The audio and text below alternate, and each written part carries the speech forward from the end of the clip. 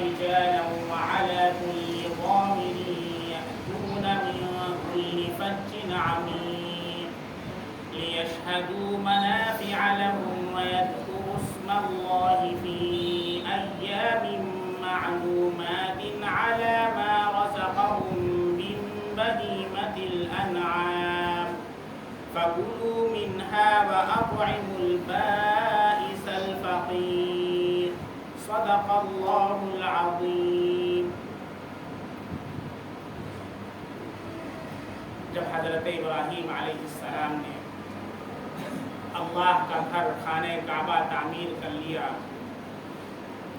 تو اللہ رب العزت نے حکم دیا کہ ابراہیم لوگوں میں اعلان کر دو کہ وہ ہر دبلی پتلی سواری پر سوار ہو کر اور دور دراز راستے سے میرے گھر کا طواف کرنے کے لیے آئیں.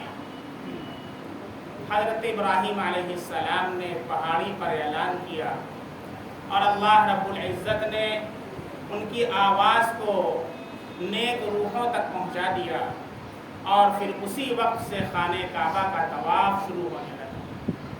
دنیا کے بت قدوں میں پہلا وہ گھر خدا کا، دنیا کے بت قدوں میں پہلا وہ گھر خدا کا، ہم اس کے پاسباں ہیں وہ پاسباں ہمارا. اور لوگ دور دراز سے حضرت ابراہیم علیہ السلام نے جو آواز دی تھی اس پر لبیک کہتے ہوئے لبیک اللہم لبیک لبیک لا شریک لک لبیک ان الحمد والنعمت لک والملک لا شریک لک کی صدائیں لگاتے ہوئے خانہ کعبہ کا طواف کرنے کے لیے اور خانہ کعبہ کا حج کرنے کے لیے پہنچنے لگے. اب پہلے زمانے کے اندر اور آج میں بہت فرق ہے.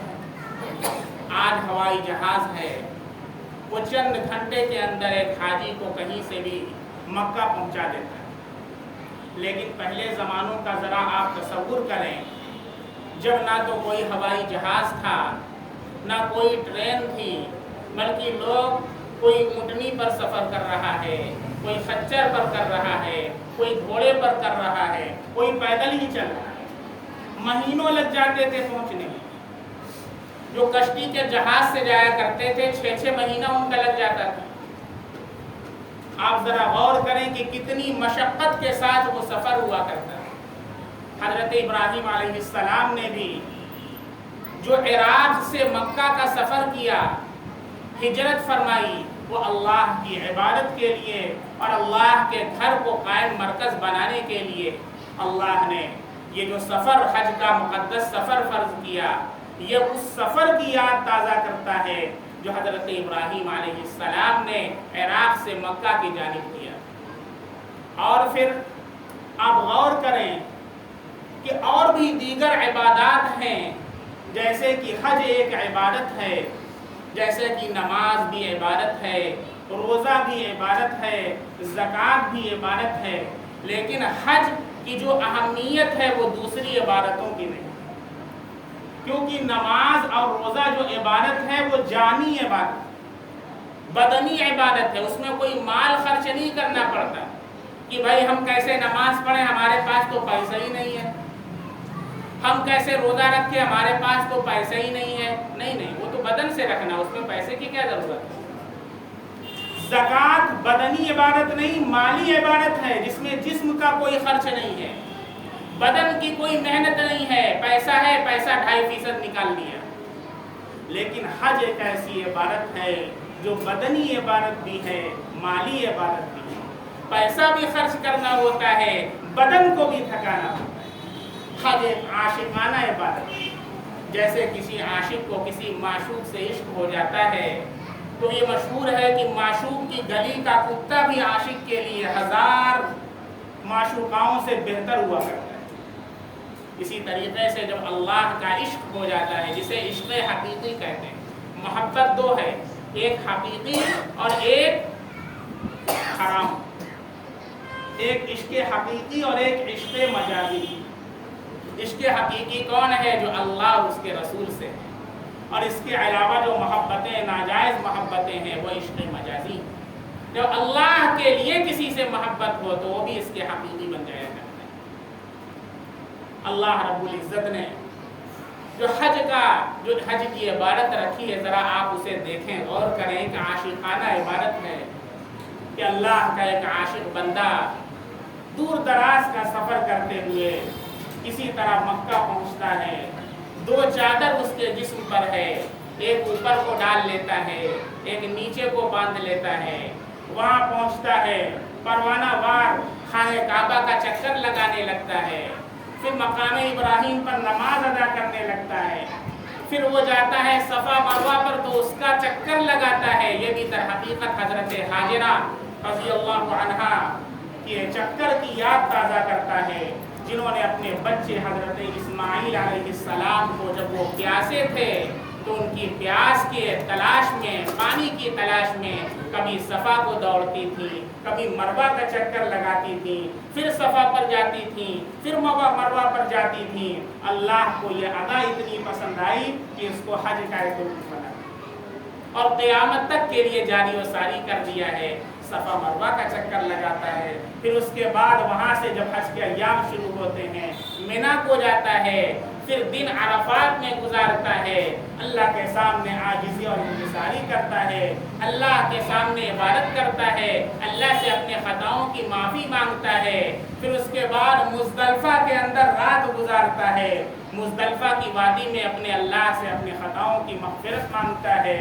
फिर उसके बाद फिर वो आता है वापस और कंकरी शैतान को मारता है, फिर वो कुर्बानी करता है, फिर वो अपने बालों को मुड़वा देता है, फिर वो हज का आकर के खाने काबा का तवाफ़ करता है, जिसे तवाफ़ ज़ियारत कहते हैं। ये दर हकीकत एक आशिकाना इबादत है जो एक आशिक अपने माशूक के उसमें अंजाम देता है। हज बहुत से नौजवान ऐसे हैं कि वो बूढ़े हो जाते हैं, तब ये सोचते हैं कि अम्मा अब हज कर लेना चाहिए।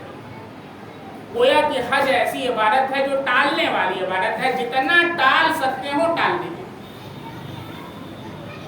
लड़की की शादी कर ले, बच्चवा की शादी कर ले, वो मकान खरीदना है मकान खरीद ले, वो वाली बिल्डिंग बनवा ले, 4 तल्ले की इमारत बन जाए, माँ वो दुकनिया निकल जाए तब जाए, माँ ये है कि थोड़ा सा और टाइम चला जाए, थोड़ा सा पैसा खबर में लटक जाए, यानी एकदम बूढ़े जुलजुल हो जाए।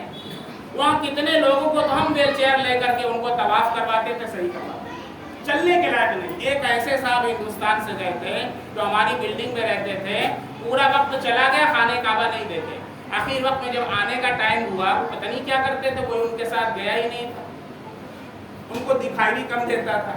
तो कहने लगे कि अम्मा इधर आओ, सुनो, वो कोई गया, कोई बच्चा था, ये यहाँ कोई काला काला घर है, कोई काला घर यहाँ है, अरे खाने काबा नहीं हम के दिखला देते हो, नहीं तो ऐसे ही चले गए।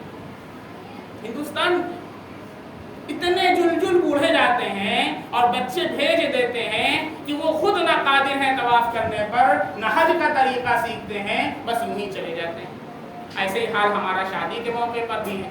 जो नौजवान शादी करते हैं कभी मसाइल नहीं पूछते, क्या दुआ पढ़ना है, क्या करना है, कैसे करना है, बस अलग टप करना है। बात समझ में आ रही? हज भी सीखने की इबादत है और सीख करके किया जाता है। ये बापू दादा भी तकिया के अंदर रहते थे बेचारे, एक एक मसला मुझसे हिंदी में सीख सीख कर उन्होंने पूरी कॉपी भरी थी और एक एक चीज़ याद की थी।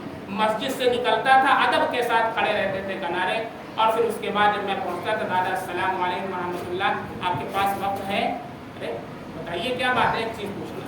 बेचारे पूछते, फिर उसे याद करते, हज के लिए गए, अल्लाह ने कबूल कर लिया, वहीं पर इंतकाल भी हो गया, वहीं पर उनकी खबर। इसलिए ज़िंदगी के अंदर हज करना हो तो जवानी के अंदर हज करें, हज को ज़्यादा टाले ना।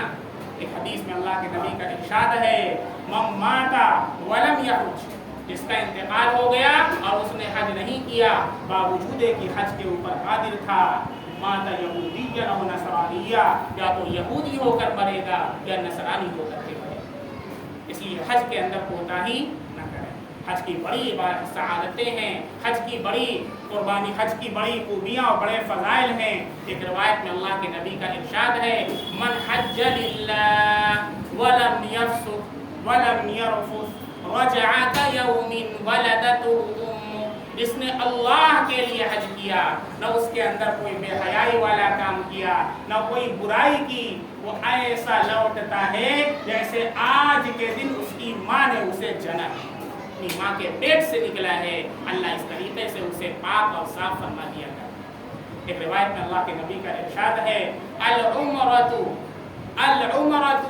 बैन अल उमरती, एक उम्रे दूसरे उम्रे के बीच में जो गुनाह होती है, कफ़ारतुन फीमा बैनहुमा, ये क्या होता है, कफ़ारा हो जाता है उन गुनाहों के लिए। वल हज्जुल मबरूर लैसा लहू जज़ाउन इल्लल जन्ना, और जो मकबूल हज है उसका बदला सिवाय जन्नत के और कुछ नहीं।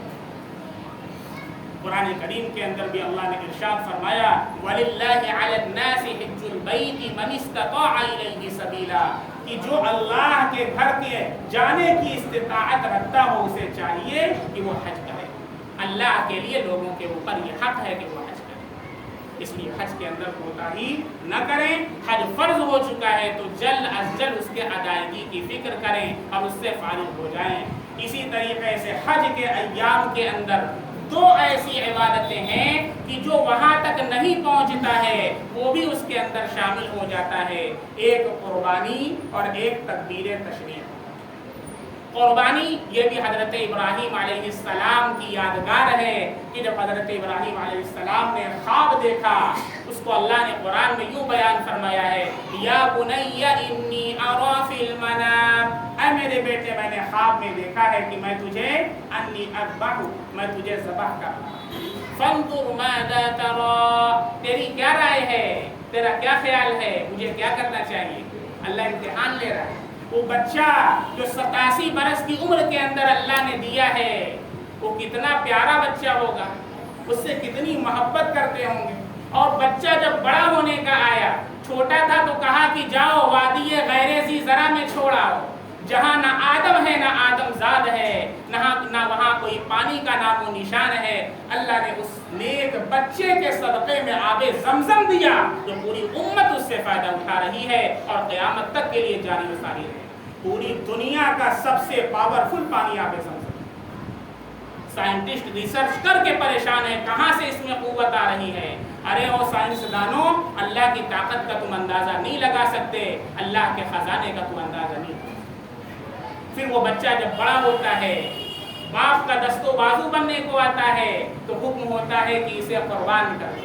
ज़मीन पर सख्ता कारी है, आसमान लरज़ उठता है, लेकिन न उस बेटे के पैर में कोई लग़ज़िश पैदा होती है और न बूढ़े बाप के हाथ में कोई लग़ज़िश। बेटा क्या कहता है, या बुनैया इन्नी अरा फिल मनाम अन्नी अज़बहुका फंजुर माज़ा तरा, बेटा कहता है या अबति फ़अल मा तुअमर, ऐ मेरे प्यारे अब्बा जो आपको हुक्म मिला है कर गुजरिए, सतजिदुनी इंशाअल्लाहु मिनस साबिरीन, आप मुझे सब्र करने वालों में से पाएंगे।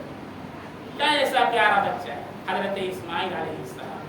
आज जानवर ज़बह करने में तो हालत ख़राब हो रही है, बेटे को ज़बह करने के लिए कह दिया जाता तो हमारी क्या हालत होती। कोई करता बेटे को ज़बह, जानवर भी ज़बह नहीं हो रहा है। और कितने लोग हैं उसमें टाल मटोल कर रहे हैं कि किसी तरीके से मेरे ऊपर कुर्बानी फर्ज न हो। अक्सर औरतें जिनके पास इतने गहने हैं कि लाखों की रकम को पहुंचे हुए हैं, वो कुर्बानियां नहीं करती। और कुछ लोग करते भी हैं तो कुर्बानी में टाल मटोल करते हैं। क्या? अरे अब्बा के नाम होती ना बस, यानी हर साल अब्बा के नाम हो रही है, चाहे अब्बा साहिब निसाब हो चाहे ना। भाई जो साहिब निसाब है उस पर कुर्बानी वाजिब है, जो साहिब निसाब है उस पर कुर्बानी वाजिब है। अल्लाह ने आपको इस्तिताअत दी है, अल्लाह ने आपको साहिब हैसियत बनाया है, आप अब्बा के नाम भी करवाइए, अम्मा के नाम भी करवाइए, सब बच्चों के नाम करवाइए, लेकिन आपके ऊपर वाजिब है तो पहले अपने नाम तो करवाइए। आपकी बीवी के पास जेवरात हैं, साहिब निसाब है, उस पर कुर्बानी वाजिब है, तो बीवी के नाम से कुर्बानी करवाइए। बात समझ में आ रही है? फिर उसके बाद अब्बा के नाम करवाइए, अम्मा के नाम करवाइए, रसूलुल्लाह सल्लल्लाहु अलैहि वसल्लम के नाम करवाइए, पूरी उम्मत के नाम करवा दीजिए।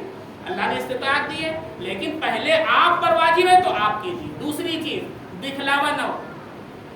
बकरे को ला करके पूरे मोहल्ले में घंटी पहना के टहला रहे हैं, 1000 2000 के नोट बंद हो गए, 500 वाले लगा करके। अब देखिए कौन सी नोट जारी होने वाली है, फिर वो भी बंद होने वाली है। वो नोट लगा करके बर्फी लपेट करके नोट में हम कितने का लाया, 10। अम्मा हमारा 12,000 का है। ये देखो ये बकरा दाढ़ी वाला 17,000, ये बकायदा दिखलाने के लिए कुर्बानियां हो रही हैं। अल्लाह कुरान में फरमाता है लन यनालल्लाह लुहूमुहा वला दिमाउहा वलाकिन यनालुहु तक़वा मिनकुम। अल्लाह के पास न तेरा गोश्त पहुंचता है न उसका खून पहुंचता है, बल्कि जिस तक़वा के साथ, जिस लिल्लाहियत के साथ, जिस खुलूस के साथ तू कुर्बानी करता है, तेरा वो खुलूस अल्लाह। इसलिए मेरे भाइयों, अल्लाह के लिए कुर्बानी, मखलूक के लिए कुर्बानी न करो। और 3 हिस्सा, एक हिस्सा अपने घर वालों के लिए, एक हिस्सा अपने अक़रबा आइज़ा के लिए, रिश्तेदारों के लिए, एक हिस्सा गुरबा फ़ुक़रा को फरामोश न करो। तो ये हज और कुर्बानी, ये दोनों हज़रत इब्राहीम अलैहिस्सलाम की यादगार है। अल्लाह रब्बुल इज़्ज़त हम में से जिन लोगों पर हज फ़र्ज़ है, अल्लाह रब्बुल इज़्ज़त उनके हज की तकमील फरमा दे, और जिन पर कुर्बानी वाजिब है वो ज़रूर कुर्बानी करें, कभी कुर्बानी से पीछे न हटें। और कोई कहता है कि कुर्बानी करने के बजाय वो रुपया सदका कर दो, तो सदका करने से कुर्बानी अदा नहीं होगी, कुर्बानी करना पड़ेगा। जैसे नमाज फ़र्ज़ है तो आप नमाज न पढ़ करके गरीब को पानी पिलाएं, बहुत अच्छा काम कर रहे हैं, लेकिन नमाज फ़र्ज़ है आपने नहीं पढ़ा, इसका गुनाह आपको। ऐसे कुर्बानी वाजिब है तो कुर्बानी करना ज़रूरी है। कुर्बानी न किया, पैसा सदका कर दिया, तो इससे कुर्बानी अदा नहीं होगी, गुनहगार आप होंगे। अल्लाह ताला हम सब लोगों को इस अमल की तौफीक अता फरमाए। व आखिर दावाना अल्हम्दुलिल्लाह।